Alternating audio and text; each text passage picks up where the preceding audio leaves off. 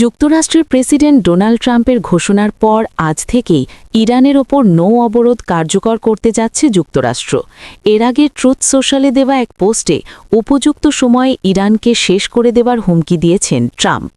মার্কিন সামরিক বাহিনীর সেন্ট্রাল কমান্ড সেন্টকম এক বিবৃতিতে জানিয়েছে, সোমবার সকাল 10টা থেকে ইরানি বন্দরগুলোতে আসা যাওয়া করা সব ধরনের নৌ চলাচল বন্ধ করে দেওয়া হবে। বিবৃতিতে আরও উল্লেখ করা হয়েছে, পারস্য উপসাগর ও ওমান উপসাগরের ইরানি বন্দরসহ দেশটির সব উপকূলীয় এলাকায় যাতায়াতকারী সব দেশের জাহাজের ওপর এই অবরোধ সমানভাবে কার্যকর করা হবে। অন্যদিকে ইরানের ইসলামিক রেভলিউশনারি গার্ড কর্পস বলেছে, হরমুজ প্রণালীর কাছে আসা যে কোনো সামরিক জাহাজকে যুদ্ধবিরতি লঙ্ঘনকারী হিসেবে গণ্য করা হবে এবং তাদের বিরুদ্ধে কঠোর ব্যবস্থা নেওয়া হবে। এদিকে ট্রুথ সোশ্যালে দেওয়া এক পোস্টে ট্রাম্প বলেন, ওয়াশিংটন যুদ্ধের জন্য পুরোপুরি প্রস্তুত, উপযুক্ত সময় ইরানকে শেষ করে দেবে মার্কিন বাহিনী। হরমুজ প্রণালী এখন পুরোপুরি ইরানের নিয়ন্ত্রণে এবং এটি চলাচলের জন্য টোল দিতে হবে ইরানি মুদ্রার রিয়ালে, এমনটাই দাবি করেছেন ইরানের পার্লামেন্টের ডেপুটি স্পিকার। তেহরানের জন্য হরমুজ প্রণালী রেড লাইন। বিশ্বের প্রায় 20% তেল ও এলএনজি এই পথ দিয়ে পরিবাহিত হওয়ায় এর গুরুত্ব অত্যন্ত বেশি। এদিকে যুক্তরাষ্ট্র ও ইরানের আলোচনায় এই প্রণালী বড় অচলাবস্থার কারণ হিসেবে উঠে এসেছে। মার্কিন প্রেসিডেন্ট ডোনাল্ড ট্রাম্প দাবি করেছেন, শিগগিরই প্রণালীটি খুলে দেওয়া হবে। অন্যদিকে মার্কিন সেন্ট্রাল কমান্ড জানিয়েছে, তাদের নৌবাহিনীর জাহাজ প্রণালী অতিক্রম করেছে। তবে এই দাবি প্রত্যাখ্যান করেছে তেহরান। আর ইরানের বিপ্লবী গার্ড বাহিনী হুঁশিয়ারি দিয়ে বলেছে, সামরিক জাহাজ চলাচলের যে কোনো চেষ্টা কঠোরভাবে প্রতিহত করা হবে। মধ্যপ্রাচ্যের কৌশলগতভাবে গুরুত্বপূর্ণ নৌপথ হরমুজ প্রণালী ঘিরে তৈরি হয়েছে নানা জটিলতা। যুক্তরাষ্ট্র ও ইরানের মধ্যে পাল্টাপাল্টি দাবি ও হুঁশিয়ারির পাশাপাশি নতুন করে উদ্বেগ তৈরি হয়েছে প্রণালীটিতে জালের মতো বিপ্লবী গার্ড বাহিনীর পেতে রাখা মাইন, যা এখন শনাক্ত করতে পারছে না খোদ ইরানের প্রতিরক্ষা বাহিনী। বিস্তারিত জানাচ্ছেন আরাফাত ইসলাম। যুক্তরাষ্ট্র ও ইসরায়েলের সঙ্গে যুদ্ধ শুরুর পর থেকেই বন্ধ গুরুত্বপূর্ণ আন্তর্জাতিক বাণিজ্য পথ হরমুজ প্রণালী। অবরোধ জারির মাধ্যমে এই নৌপথের নিয়ন্ত্রণ নেয় ইরান। জাহাজ চলাচল বন্ধ হয়ে টালমাটাল বৈশ্বিক জ্বালানি বাজার। বিশ্বের বিভিন্ন দেশ এরই মধ্যে ইরানকে অবরোধ তুলে নেবার আহ্বান জানায়। কিন্তু ইরান কি চাইলেই সেই অবরোধ তুলতে পারবে? রাতারাতি হরমুজে স্বাভাবিক জাহাজ চলাচল কঠিন বলে মনে করছেন বিশ্লেষকেরা। এর বড় কারণ প্রণালীটিতে জালের মতো ছড়িয়ে থাকা মাইন। ইরানে মার্কিন ইসরায়েল যৌথ অভিযান শুরুর পর হরমুজ প্রণালীতে অবরোধ জারির অংশ হিসেবে সেখানে জল মাইন পেতেছিল আইআরজিসি।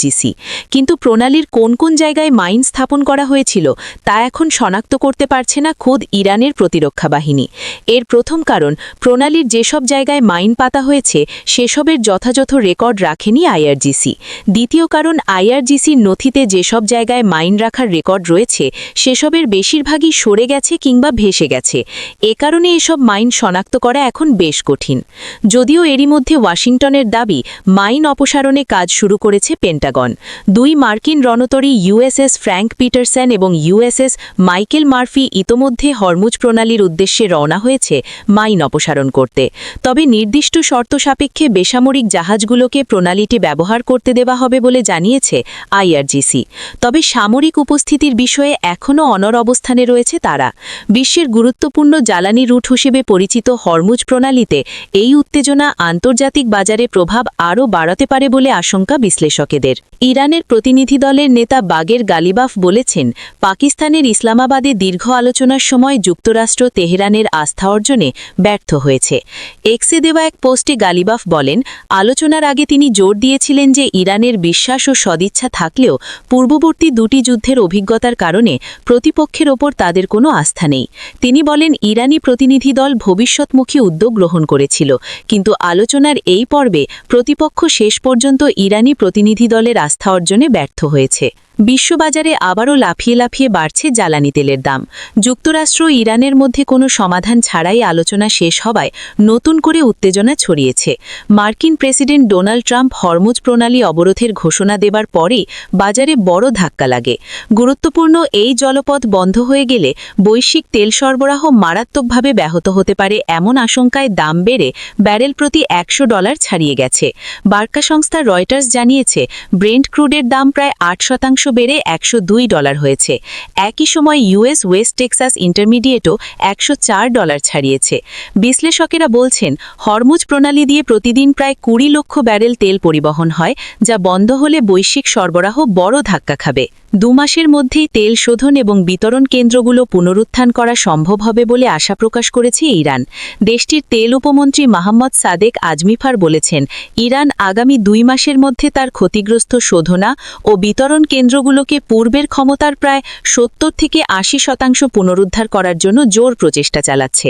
আজমিফার আরও বলেন, দেশের বিভিন্ন অংশে অবস্থিত তেল শোধনাগার, সঞ্চালন লাইন, তেল ডিপো এবং বিমানের জ্বালানি পূর্ণ করার কেন্দ্রগুলো বারবার হামলার শিকার হয়েছে। লাবান দ্বীপের একটি শোধনাগার সহ বিভিন্ন স্থানে ধ্বংসাবশেষ অপসারণ এবং ক্ষতিগ্রস্ত সরঞ্জাম স্থাপনের জন্য বিভিন্ন টিমকে পাঠানো হয়েছে বলেও জানান তিনি।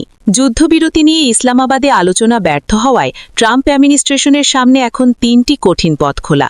নিউ ইয়র্ক টাইমসের তথ্যমতে, প্রথমত ইরানের পারমাণবিক কর্মসূচি নিয়ে দীর্ঘ আলোচনা চালিয়ে যাওয়া, দ্বিতীয়ত যুদ্ধ আবার শুরু করা, তৃতীয়ত হরমুজ প্রণালীর নিয়ন্ত্রণ নিয়ে দীর্ঘ লড়াইয়ে জড়িয়ে পড়া। বিস্তারিত মনিরুজ্জামান বাবুর প্রতিবেদনে। কোনো চুক্তি না হওয়ায় ইরান যুদ্ধের ভবিষ্যৎ এখন অনিশ্চিত। তবে ট্রাম্প আবার যুদ্ধ শুরু করতে চাইবেন কিনা তা এখনও স্পষ্ট নয়, কারণ এই যুদ্ধ মার্কিনদের কাছে ক্রমশ অজনপ্রিয় হয়ে উঠছে। হোয়াইট হাউস জানিয়েছে, পরবর্তী পদক্ষেপ ঘোষণা করবেন প্রেসিডেন্ট ট্রাম্প নিজেই। তিনি সাপ্তাহিক ছুটিতে ফ্লোরিডায় গেছেন। তবে বিশেষ দূত স্টিভ উইটকফ জানান, ইরান উচিত সহজভাবে আত্মসমর্পণ করা, কিন্তু অতীতের অভিজ্ঞতা বলছে ভিন্ন কথা। ওবামা আমলে তেহরান ও ওয়াশিংটনের মধ্যে শেষ বড় চুক্তি হতে 2 বছর লেগেছিল।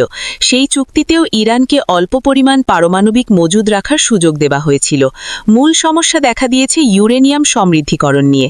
এই বিষয়ে নিজেদের শক্ত অবস্থানের কথা জানিয়ে ইরান বলছে, পারমাণবিক অস্ত্র প্রসার নিরোধ চুক্তির স্বাক্ষরকারী হিসেবে নিজেদের মাটিতে ইউরেনিয়াম সমৃদ্ধ করা তাদের অধিকার। তবে যুক্তরাষ্ট্র বলছে, এটাই প্রমাণ করে ইরান সবসময় পারমাণবিক অস্ত্র তৈরির সুযোগ রাখতে চায়। 40 দিনের যুদ্ধ এই অবস্থানকে নরম করেনি, বরং আরও শক্ত করেছে। শেষ পর্যন্ত 2 পক্ষই মনে করছে প্রথম পর্বে তারা জিতেছে, তাই কেউ এখন সমঝোতার মেজাজে নেই। তবে 2 সপ্তাহের যুদ্ধবিরতি শেষ হচ্ছে 21শে এপ্রিল। বিশ্লেষকেদের মতে, যুদ্ধ আবার শুরু করার হুমকি ট্রাম্পের হাতে সবচেয়ে বড় চাপ তৈরির হাতিয়ার। কিন্তু এই পথে রাজনৈতিক মূল্য অনেক বেশি, কারণ বিশ্বের মোট তেলের 20% হরমুজ প্রণালী দিয়ে যায়। যুদ্ধ আবার শুরু হলে বাজার পড়বে, সংকট বাড়বে, মুদ্রাস্ফীতি আরও চাপে পড়বে। বিশ্লেষকেদের মতে, ট্রাম্প এখন এক কঠিন সিদ্ধান্তের মুখোমুখি হবেন। হয় তিনি পরিস্থিতি আরও খারাপ করতে পারেন, অথবা আলোচনায় ফিরে এসে নতুন করে পরিস্থিতি মূল্যায়ন করতে পারেন। ইসরায়েলি বাহিনীর বিমান হামলায় দক্ষিণ লেবাননে 4 জন নিহত হয়েছেন। লেবানন স্বাস্থ্য মন্ত্রণালয় জানিয়েছে, দক্ষিণ লেবাননের মারওয়ান গ্রামে এই হামলা চালায় ইসরায়েলি যুদ্ধবিমান। এতে আরও অন্তত 3 জন আহত হন। বিমান হামলা হয়েছে দের কানুনাল নাহারের উপকণ্ঠে, সাকরা ও আলবাজুরিয়া শহরেও। লেবাননের স্বাস্থ্য মন্ত্রণালয় জানায়, দেশে ইসরায়েলি হামলায় এ পর্যন্ত নিহতের সংখ্যা বেড়ে 2055 জনে দাঁড়িয়েছে। আহত হয়েছেন 6588 জন। এর আগে লেবাননের উত্তর ফ্রন্টে থাকা ইসরায়েলি সৈন্যদের সঙ্গে দেখা করে ইসরায়েলের প্রধানমন্ত্রী বেঞ্জামিন নেতানিয়াহু বলেছেন, সশস্ত্র গোষ্ঠী হিজবুল্লাহর সঙ্গে যুদ্ধ চালিয়ে যাবে ইসরায়েলি সেনা। ইরানকে সামরিক সহায়তা করলে চীনের ওপর 50% পর্যন্ত শুল্ক আরোপ করবেন হুমকি দিয়েছেন মার্কিন প্রেসিডেন্ট ডোনাল্ড ট্রাম্প। রবিবার সিএনএনকে দেওয়া এক সাক্ষাৎকারে ট্রাম্প জানান, তেহরানকে সামরিকভাবে সহায়তা করলে চীনকে বড় অর্থনৈতিক মূল্য দিতে হবে। এদিকে মার্কিন গোয়েন্দা তথ্য বলছে, আগামী কয়েক সপ্তাহের মধ্যে ইরানের নতুন আকাশ প্রতিরক্ষা ব্যবস্থা পাঠানোর প্রস্তুতি নিচ্ছে চীন। এ প্রসঙ্গে ট্রাম্প হুঁশিয়ারি দেন, গোয়েন্দা তথ্য সত্য প্রমাণিত হলে বেইজিং গুরুতর পরিণতির মুখে পড়বে। মধ্যপ্রাচ্যের কৌশলগতভাবে গুরুত্বপূর্ণ নৌপথ হরমুজ প্রণালী ঘিরে তৈরি হয়েছে নানা জটিলতা। যুক্তরাষ্ট্র ও ইরানের মধ্যে পাল্টাপাল্টি দাবি ও হুঁশিয়ারির পাশাপাশি নতুন করে উদ্বেগ তৈরি হয়েছে প্রণালীটিতে জালের মতো বিপ্লবী গার্ড বাহিনীর পেতে রাখা মাইন, যা এখন শনাক্ত করতে পারছে না খোদ ইরানের প্রতিরক্ষা বাহিনী। এর প্রথম কারণ, প্রণালীর যেসব জায়গায় মাইন পাতা হয়েছে সেসবের যথাযথ রেকর্ড রাখেনি আইআরজিসি। দ্বিতীয় কারণ, আইআরজিসির নথিতে যেসব জায়গায় মাইন রাখার রেকর্ড রয়েছে সেসবের বেশিরভাগই সরে গেছে কিংবা ভেসে গেছে। এ কারণে এসব মাইন শনাক্ত করা এখন বেশ কঠিন।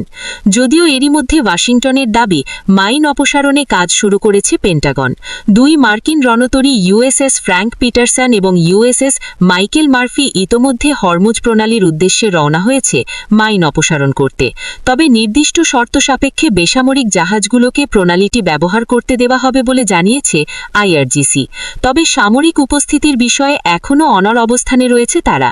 বিশ্বের গুরুত্বপূর্ণ জ্বালানি রুট হিসেবে পরিচিত হরমুজ প্রণালীতে এই উত্তেজনা আন্তর্জাতিক বাজারে প্রভাব আরও বাড়াতে পারে বলে আশঙ্কা বিশ্লেষকেদের।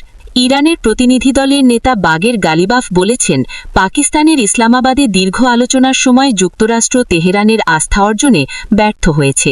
এক্সে দেওয়া এক পোস্টে গালিবাফ বলেন, আলোচনার আগে তিনি জোর দিয়েছিলেন যে ইরানের বিশ্বাস ও সদিচ্ছা থাকলেও পূর্ববর্তী 2টি যুদ্ধের অভিজ্ঞতার কারণে প্রতিপক্ষের ওপর তাদের কোনো আস্থা নেই।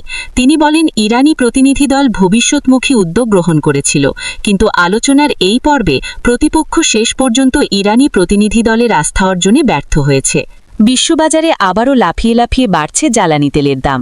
যুক্তরাষ্ট্র ও ইরানের মধ্যে কোনো সমাধান ছাড়াই আলোচনা শেষ হওয়ায় নতুন করে উত্তেজনা ছড়িয়েছে। মার্কিন প্রেসিডেন্ট ডোনাল্ড ট্রাম্প হরমুজ প্রণালী অবরোধের